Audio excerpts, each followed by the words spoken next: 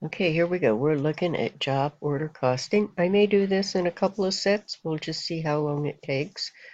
I don't like to go over 5 or 6, maybe 8 minutes at each go round at it. So let's see where we head.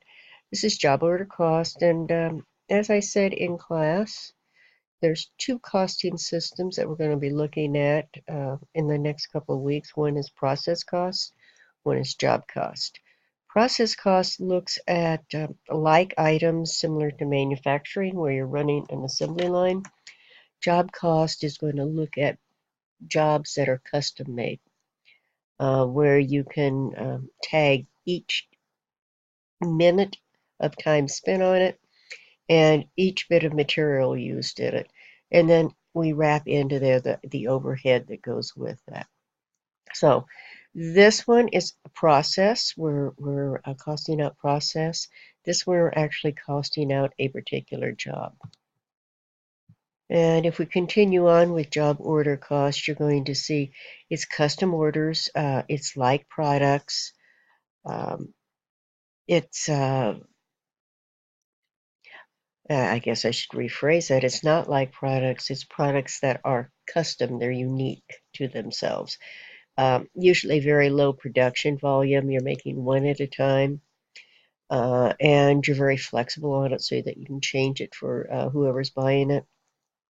And there's not much standardization.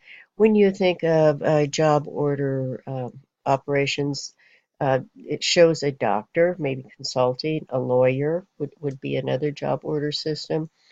Um, Repair shops. Every time you have something repaired, be it the automobile, your watch, whatever, that would be a job order where they specifically can put the exact amount of time put into it and the exact parts. Process cost, on the other hand, is assembly line, and it shows a bottle of water here, very obvious. All like products, high volume. Everything's the same. It's very standardized. One bottle of water looks the same as the next bottle of water. So, I mean, that's the major differences between the two.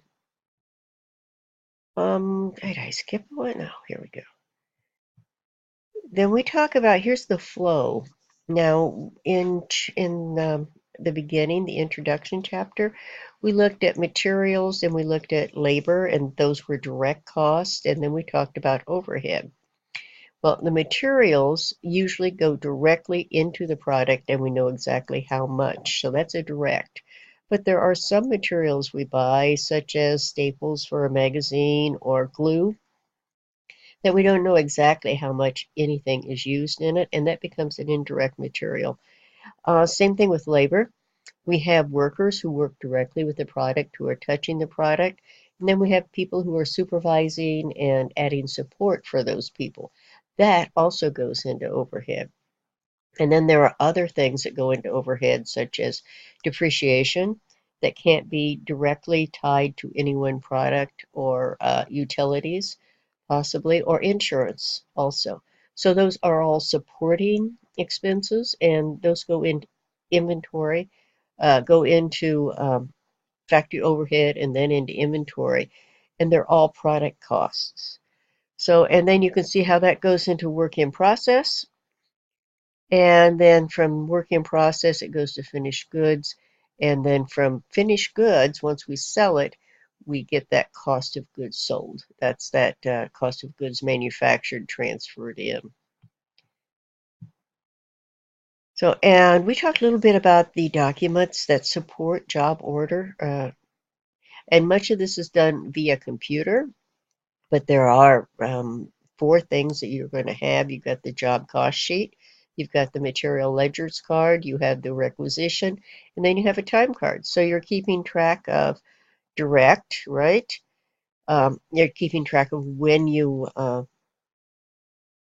pull the materials out of the inventory and into the work in process. And then this job sheet kind of follows the product throughout the production.